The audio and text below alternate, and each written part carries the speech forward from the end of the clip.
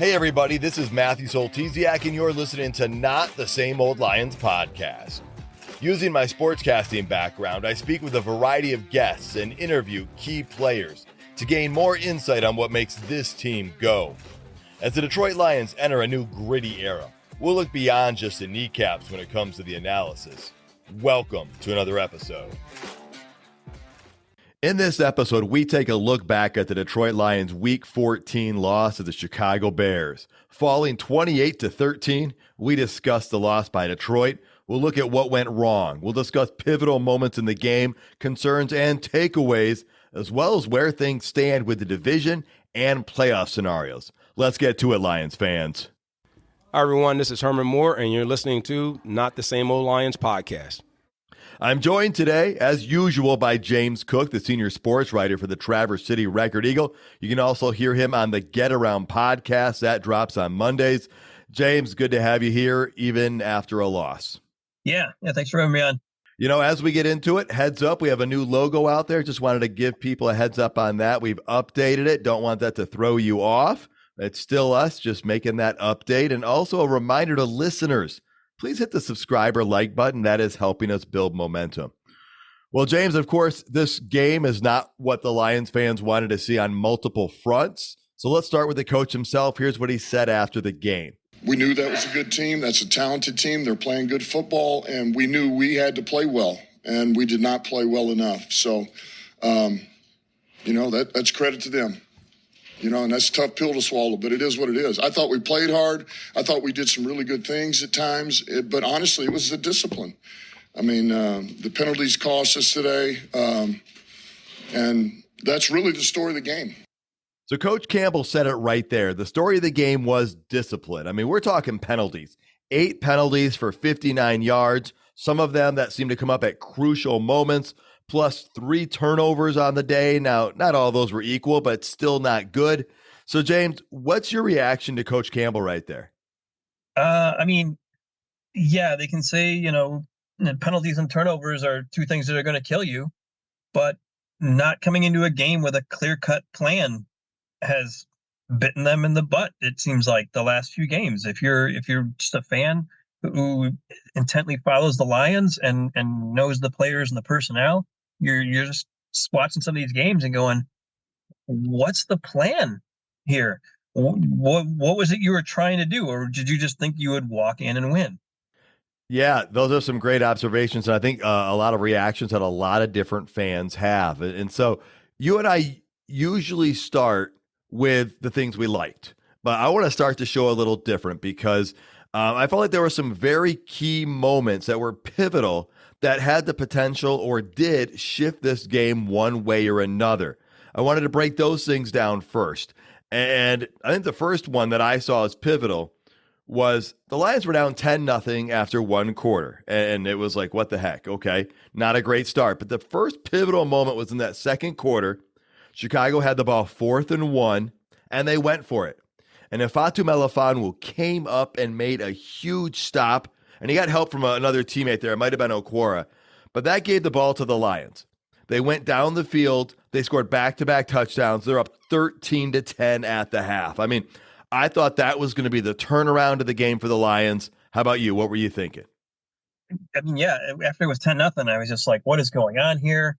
Then they turned things around. They were up at halftime. Things were feeling good.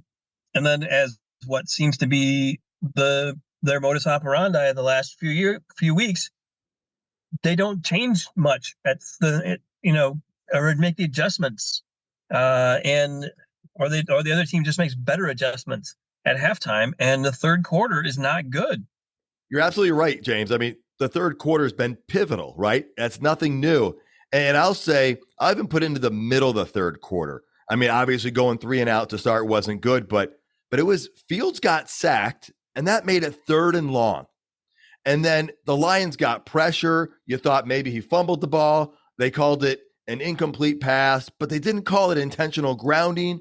And so it's 4th and 13. And then, I mean, I don't know. I'm watching the game, and I'm like, there's no way the Bears are going to snap this ball. Just look at it. And it's 4th and 13. And Hutchinson jumps off sides, makes it a free play, turns into a touchdown. And and it wasn't 4th and 1. So it's not like every foot mattered necessarily. I just, that play was killer. That sequence of events was killer for me. Yeah, that was a really bad one. And you hate to see Hutchinson do that. It was unnecessary. Had he not jumped off sides, yeah, like you said, I don't think there's a decent chance that they snap that ball and run that play. But then they had a free play, so when you have a free play, you chuck it and go big, and they did, and it worked. What Jerry Jacobs was thinking on that play, I don't know. And that led to him being pulled from the game. I mean, you saw them play Vildor, who's a guy who they just signed to their practice squad a week or so ago, and is a 29-year-old free agent. And they started playing him in the second half. So I don't know what is going to go on next week if Jacobs is going to get his job back. If we're going to see them, have a turnstile at the other cornerback spot and just try it out guys here and hoping one of them fits. Who knows? But it's certainly troubling. Yeah, that was there were a few defensive changes that we saw in this game, and it does make you kind of wonder what the situation's going to look like going forward. We're going to look at that, some of the storylines coming out of this. But it was almost like not everybody was on the same page on the defense on that play, and so that was just that was a killer play. And then before the quarter can end, the Lions get the ball back, and there's a fumble, and they showed a replay and the exchange between Glasgow and Goff. There was almost like a double clutch on Glasgow. And so you're not sure if that threw off the timing of when Goff was expecting to get the ball, but it was a fumble nonetheless. The Bears got it. And there you go. They gave up a touchdown. They turned the ball over. And then that really hurt, because then you go into the fourth. The Lions are trailing 25-13 because the Bears went and got another touchdown. And the Lions went for it on their own 31-yard line. And they needed 1 yard to get it on fourth down, and they didn't get it. I think they lost. And Campbell was asked about it after the game, and he said the Bears threw him a curveball on that play call, and he didn't elaborate, which I'm not expecting him to, but obviously it didn't work. And so that also sequence of events right there was also pivotal, because the Lions had a chance to get back into it after that mistake on fourth down. They turned the ball over, and then I don't know, going forward on your own 31-yard line when your offense is just not clicking on all cylinders, that also is troubling. It was not a good day all around. Yeah, and going for it in that situation tells me that Campbell has no faith in his defense to make a stop in that situation, that he has more faith in the offense to convert a 4th and 1 at your own 30-something yard line than he does in punting and the defense getting a stop. So that's troubling as well. I get it when Campbell would go for it at the 40 or the 35 at the other team, but going for it at your own 30 is something else. Well, I think the reason he did that is, and we're going to get into this later as well, is that the offense is supposed to be the strength of this team.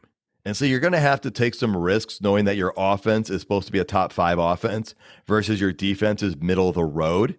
But in this situation, I'm not a fan of it, because the offense didn't score any points in the second half. And the offense looked like it was a car backfiring at times, where it would go and get into gear and start cruising, and then suddenly something would happen. So that's, I think, the thinking behind it. But I think the practice just didn't work. Yeah, and you didn't, and their offense was sputtering. You had basically the second bad game in a row by Amon-Ra St. Brown with virtually no production. And several crucial drops in the second half, which we're not used to seeing from him at all. So that raises an eyebrow. You did have the first half. I liked what they were doing on offense.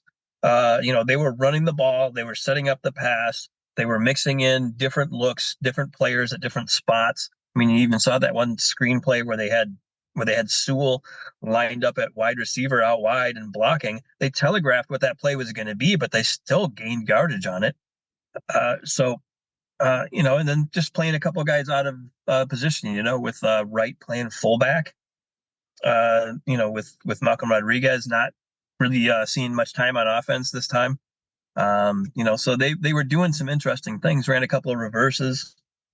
But in the second half, they didn't really didn't really show that. And they had ran the ball so effectively in the first half, and then they just abandoned the run for the second game in a row. Just for some reason, just stopped running the ball when it was working so well.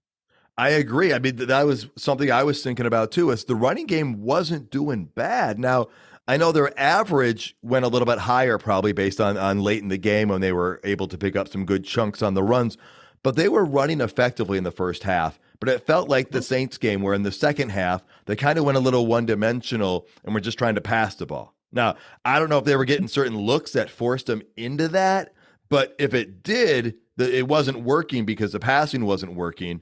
And so that concerned me that, like you said, the offense, especially in the second quarter, was doing some good stuff, and it seems like they went away from it. Also, as far as the offense goes, it seems like the offense was getting hot and cold. It has been a little bit. And today it got like warm for one quarter, and then it was cold for three quarters. And like you said, Laporta and St. Brown did not have great games, and there were some drops. And so I don't know if you put that on the wide receivers, on Goff, a combination of that, but the offense was not good. And maybe some of that goes to Ben Johnson.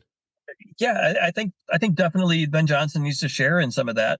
I think, Aaron Glenn certainly, the defense was not great. They didn't contain Justin Fields. They didn't do a good job of that at all. I'm not sure what the game plan for that was because they left the middle open so often.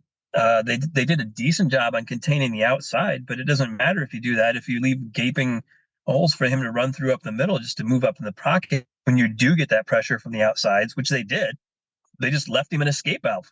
As far as the defense goes, I thought the defense didn't do too bad. But on 3rd and long and 4th and long, I mean, that goes to the discipline that Campbell's talked about. We've seen this a lot, and the Lions give up a big play on 3rd and long or 4th and long. And that is frustrating. So I don't know what the solution is for that or what is causing that. So that concerns me. That's frustrating. And I know a lot of people are talking about Aaron Glenn right now. And I got to say, I think he's getting a lot of heat, and I don't get all of it because he didn't make the penalties. The offense scored 13 points in this game, and they turned the ball over and gave it up on downs at their own 31-yard line. And as we talked about earlier, the defense is a middle-of-the-road defense. We have to accept that is where they're supposed to be. And so to expect them to limit Chicago to 10 points, I don't think is realistic. Now, and that's where I think the offense needs to win more. They need to do more on the possession. But they gave up 28 points on short fields and turnovers, and they didn't have the time of possession. So I'm going to put more of this loss on the offense than I am on the defense because I think the offense has to perform at that higher level. Oh, for sure. The offense has something to do with this. We've seen this before where the offense is, in the last couple of weeks, turned the ball over and given them short fields. The defense has done okay, but then the defense has also been very porous on 3rd and long, which is unexplainable. Agreed. And so they've been good enough to get themselves into 3rd and 13 and then let the other team convert it a lot this season, and especially the last month or so. And on the other hand, I think the officiating was not good. I don't want to cry about officiating or anything, but I'm like, yeah, I mean, the Lions committed a bunch of those penalties and some dumb ones. But some of the officiating, just some of the rules just are nonsensical to me. Like why a horse collar in the pocket is not a horse collar. That doesn't make sense to me. Like why there's an exception for that. But like on the Fields touchdown run, he never had a foot touch in the end zone. He never touched the pylon, and he had the ball in the wrong hand. He had it in his right hand. It never went over the end zone itself. Why was that never even reviewed? I did not notice that play. I'm going to have to go back and look at that. The one that got me on the officiating was the non-intentional grounding call. And Coach Campbell was asked about it, and he said, I'm not going to answer that because you know what? It doesn't change the outcome. It's not going to solve anything. I will say, I'm not like you. I'm not going to blame the officiating for the loss of this game, but I will say the NFL does have an officiating problem. And I want to be very clear on this. Yeah. The officials are human beings, and they can only do as well as they can do in the moment. And I accept that. but the technology is there for them to do some sort of advancement to help correct the mistakes that are made on the field. And so that's where the NFL is lacking. I think the officials do the best they can, and I have the respect for that. But there's got to be something that helps them out. If you and I can see it from home, there's got to be something to help them out too with all this replay stuff. Yeah, and the NFL officials need to be full-time employees of the NFL, not part-timers. There's too much at stake here for this. I've said this for a long time, and it goes back a long time. That this is something that needs to be done. The officiating needs to be better in the NFL. The officiating did not cost the Lions the win today. But had there not been bad officiating in this game, maybe the Lions could have overcome their own faults in this game and maybe pulled out a win. But the officiating did not help that at all. I agree with you on that. And again, I've heard from other games and other areas, people commenting on the officiating. Hopefully that gets looked into some bit. But let's talk about what we liked out of this game before we go to the storylines and the playoffs. I got two things that I liked, and that's it. I've got the second quarter play, the way they responded after being down 10-0. I like that. And I like the play of Jalen Reeves-Maybin. That stood out to me. He had a nice sack early on. He had a huge pass breakup. He was the NFC Special Teams Player of the Week last week, and so he played some valuable time. Those are some things I liked. Was there anything you liked out of this game? I liked what the run game did. Aside from one 5-yard penalty, Coyote Awashika had a pretty solid game, I think, at right guard. Nice. Filling in, when they had to move Glasgow over to guard because Ragnar was out. So that was decent. The run game as a whole was good. And I liked some of the early different looks, putting Laporta in at fullback and then giving him a carry. Just different weird stuff like that to make teams think in the future and to give teams a different look. Other than that, not a whole lot to be excited about in this game. All right, well then let's switch over to the major storylines that come out of this. You already brought up the fact that Kindle Vilder was in there playing. Ife Melifonwu came into the game. He actually, I think, started. And so you've got some different guys playing on defense coming in there. That might get some talk about. You already kind of brought that up as what that's going to look like next week. I don't remember seeing Jack Campbell at all. Do you? Oh, yeah. Jack Campbell actually played quite a bit in this game. And if I'm not mistaken, he was one of the leading tacklers. He had 10 tackles, 6 of which were solo. And I also believe Anzalone had a couple big penalties there in a row, which was not good. But Campbell did do a decent job from what I could tell. I'm not going to say he played as well as last week, but he was in on a lot of things. Yeah. He may have been in, but I just didn't see him making positive plays. Just, you can make a lot of tackles, but not making positive plays. Barnes seemed to have more of an impact. Barnes had that one massive hit on Justin Fields that was great. Jack Fox had a nice tackle on that one return where he made a shoestring tackle on the returner. That one was big. Reeves-Maybin had another good game, like you mentioned before.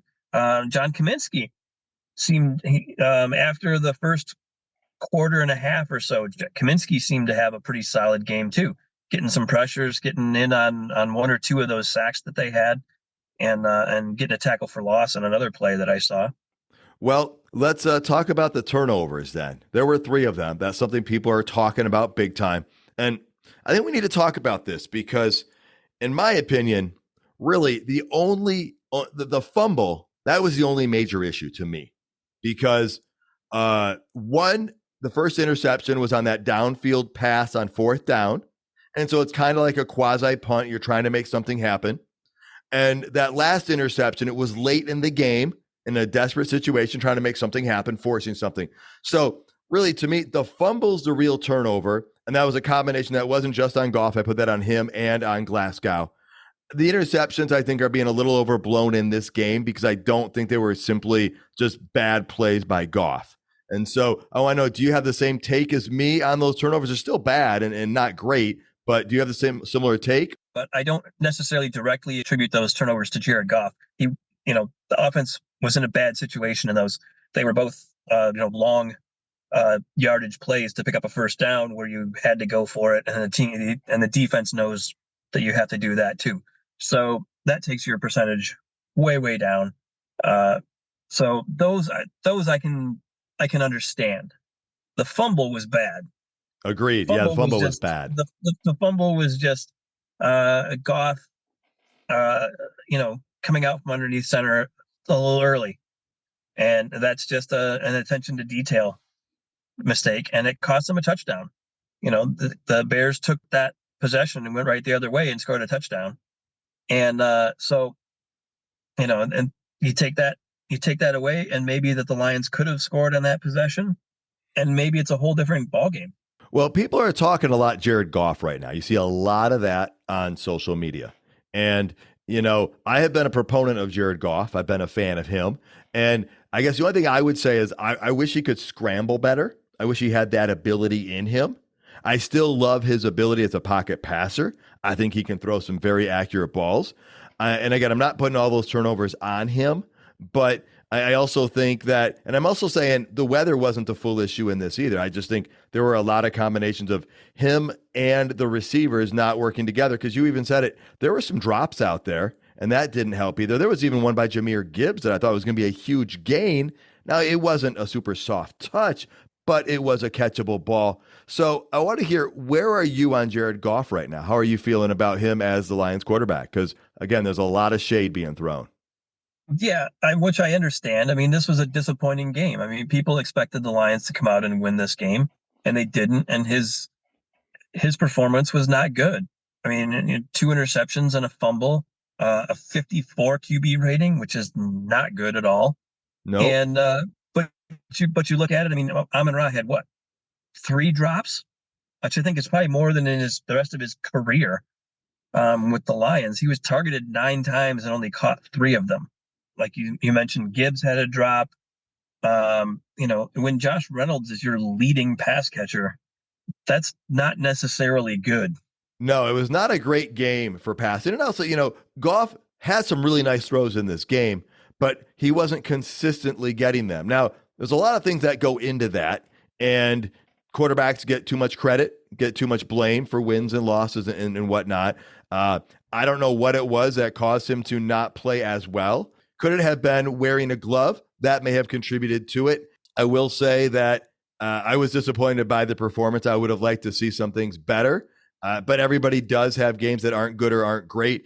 I'm going to say, though, I put this on a lot of elements in the offense: the pass catching, the play calling, and on Jared Goff.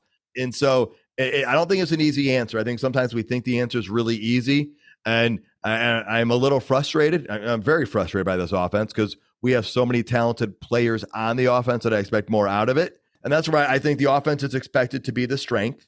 They need to carry the team. I mentioned that earlier. The defense is middle of the road, and that can be okay, but the offense has to live up to its abilities.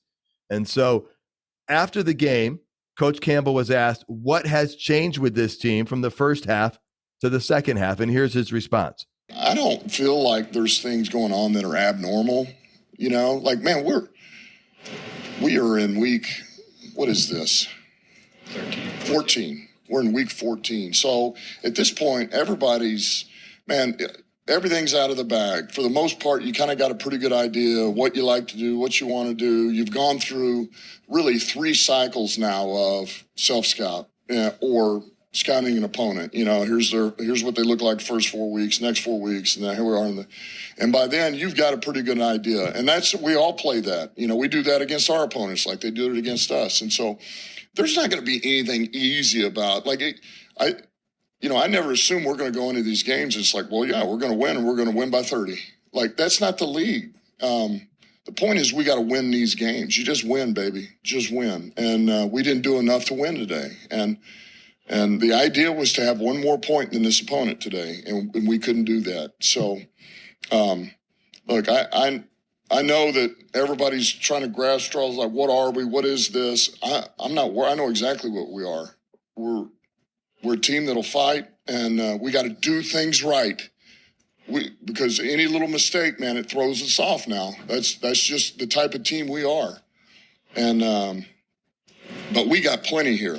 We got plenty, and we do things right. We're pretty damn good. So we'll get it cleaned up, man. We'll move on. So, James, Coach Campbell talked about the games not being easy. He said, we're not going to go in. I'm not going in thinking we're going to win a game 30-0 or something. He goes, I just want to win a game by 1 point.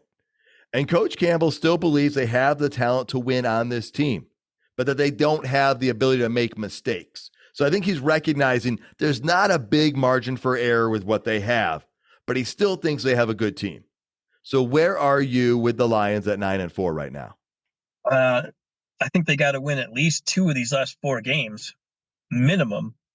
They need the Broncos game next week, and then they need at least a split in the Vikings games, and that's going to be a pretty tough ask to go into Dallas and pull one out there. I mean, Dallas has been destroying teams at home, and so I think that expectations got sky high after the really good start in the beginning of the season, and I think fans started thinking Super Bowl when I don't know that they necessarily should have.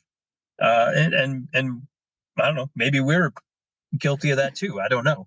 But, and this team does have some weaknesses, and they're going to have to fix those. It's still a good team. They still have, I think, an incredible chance to make the playoffs, to even host a game, win a game in the playoffs. And I think at the beginning of the season, that would have been what most Lions fans would have been happy with if that was the outcome.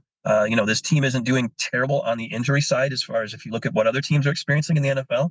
So they're fairly healthy in comparison to other teams.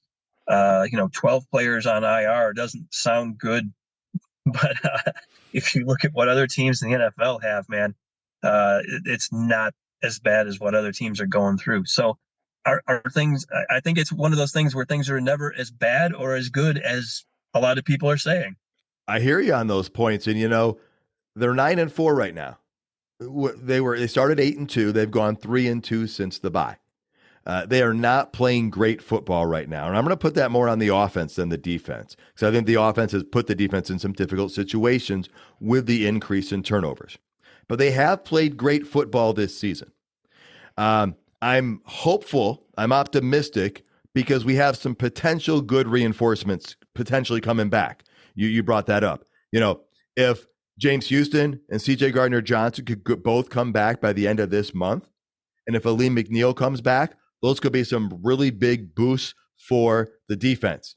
And if Ragnow comes back in a game or two, hoping that happens, that could be big. Now, I said to start the season, the Lions would go 11-6. At that 8-2 start, you talked about all of us getting excited. I bumped it up 1 game and said 12-5. 11-6 might seem more realistic at this point. I am concerned, but I'm not panicking yet. I really wanted to win this Bears game because you said it. Those last 4 games are all against teams with winning records. And so they're not going to be easy games. If we could have taken this Bears game, it would have taken a little bit of pressure off some of those games. And just to have that 1 extra game buffer would have been really nice. Now I know a lot of people are upset the Lions did not make a big splash at the trade deadline. Well, either the price wasn't right or they weren't 1 player away from becoming a dominant team and shooting for the Super Bowl. And so I think you kind of agree with me on that. I mean, the unfortunate truth is a lot of people don't want to hear that. But the team, they're still shooting for the Super Bowl, don't get me wrong, but they're not going to give up valuable things that could hurt them next year to try and take that shot this year because they're not quite that good. You said they're a good team, but they might not quite be great. So they got 4 games left. Denver, Vikings twice, Cowboys. They all have winning records. I don't know if 11-6 wins the division. Everyone's talking, are we going to be the 1 seed, the 2 seed, the 3 seed? We got to win the division before any of that matters, James, and that's not a foregone conclusion. No, they do have their destiny in their own hands in that if they take care of business and beat the Vikings twice, the division is pretty much theirs. You hope. The Packers have an incredibly easy end of the season. So there's not a whole lot of room for error here. But you gotta start off by beating the Vikings twice. You've got to beat, the Broncos. But if they can get 3 out of these last 4 games, they're in pretty good position still. And I think it's possible. I mean, what we saw with the Vikings today, Dobbs struggled mightily. He got benched. Justin Jefferson went to the hospital. I mean, and so who knows what his situation is going to be, whether he's going to play again this season anytime soon. So the Vikings could be back into that situation where we thought they were a couple of weeks ago when Kirk Cousins got hurt, where we thought they were going to be pretty bad, and they're looking like that possibly again. Yeah, I agree with you on the Vikings there. I mean, they won 3-0 over Oakland in a baseball score like ugly game. And so you're right, though. The Packers have a very easy schedule. I agree. If the Lions go 3-1 and finish 12-5, they win the division, right? Because I think that's what the math basically says. And if they go 11-6, that's where things could get a little scary because the Packers have such a soft schedule. I don't know what's going to happen there. And so one game, 1 week at a time. We were hoping it was going to start with Chicago. They play a game in 6 days against Denver. That's a big game. They got to win that game, regardless of what the Packers do in their upcoming game. So they have a 2-game lead, 4 games left. If we look at the playoff scenarios, the Rams and Seattle both lost today. There's a chance people have been talking about Stafford facing the Lions in the playoffs. And I got to tell you, a year and a half ago, before the season started, I had this dream scenario that was the Lions would just qualify barely for a wild card position in the playoffs, and they would get to face the Rams in the first round. Well, I didn't realize the Rams were going to fall off so hard from their Super Bowl and not even, make the playoffs either. But I was like, oh, it'd be great because I think the Lions have an up-and-coming team, and they could knock the Rams out of the playoffs in an unexpected fashion. Well, now it's like, oh, the Lions are off to the hot start. The Rams could sneak in because if you look at this right now with the playoff hunt, the Lions are the number 3 seed if they win their division. The NFC South would be 4. And then you've got Dallas at 5. So it'll be Dallas or Philly in that top wildcard spot. Right now, the Vikings and the Packers are in the 6 and 7 spots, followed by the Rams and the Seahawks. I think you have a really good chance that 2 NFC North teams will be playing each other in the first round of the playoffs. I think there's a very good chance of that. And very likely it will be Detroit and Green Bay. The thing up in the air would be where they play that game. And the Lions are in position to take care of home field advantage, but they got to get the job done. Mm-hmm. And we saw at the end of last season, the Lions are fairly confident that they can go in Lambeau and win. And they did that earlier this year too. So I like their chances. There's probably nobody rooting for the Giants on Monday more than Lions fans, but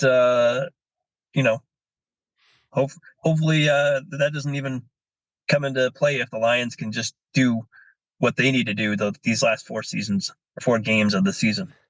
Well, that's the thing. We've seen the Lions have a great record and then kind of slide late in the season, miss the division title, get the wild card, and then have to go on the road. We don't want that repeat. What we really want to see, what us fans need to see, is a correction here. And I think we got the right coach to do it. I think we've got the right players to do it. I do believe the offense is going to have to kick it up another octane here. Because the defense, even if they get reinforcements, and that could be a big help, those are some key players that could come back. We need this offense to realize its potential again in order for the Lions to have success and win this division. Yeah, the offense needs to be able to go back to what it was the first 8 or 9 weeks of the season instead of what it has been the last month or so. It's put the defense in a lot of bad positions. The defense hasn't helped itself in a lot of those bad positions. And I've been as critical of Aaron Glenn as anybody. But I don't think that it's completely on Aaron Glenn. But the Lions still have the potential here to make this a great season, to be ahead of the schedule that the Lions fans expected to be this year. I think they already are, frankly, way ahead of schedule of where they thought they would be. And they've got the opportunity to get even farther ahead of that schedule, I think, here at the end of the season. That's an excellent point, because if you look at the state of the team 2.5 years ago compared to where they are now, they are definitely ahead of schedule. So those are some excellent points you bring up. Our expectations went high when the Lions got off to such a hot start.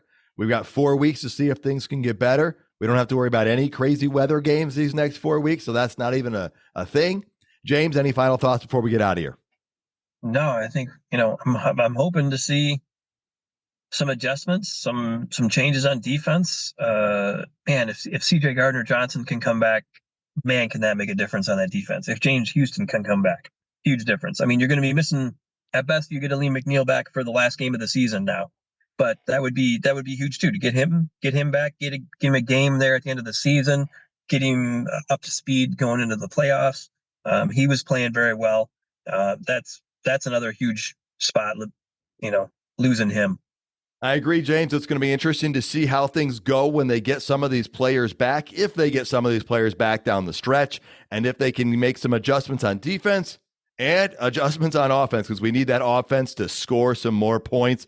That's going to be vital and key. And if they get that offense firing like a V8 engine with some good spark plugs in it, we just might see a very exciting end to this NFL season. Thank you so much for joining the show as usual, James, and thank you so much for tuning in, folks. You can find all the episodes at notthesameoldlions.com. If you're listening on YouTube, please hit that like button, and while you're at it, tell your friends about the show and please subscribe regardless of your listening platform. Until next time, stay gritty, my friends.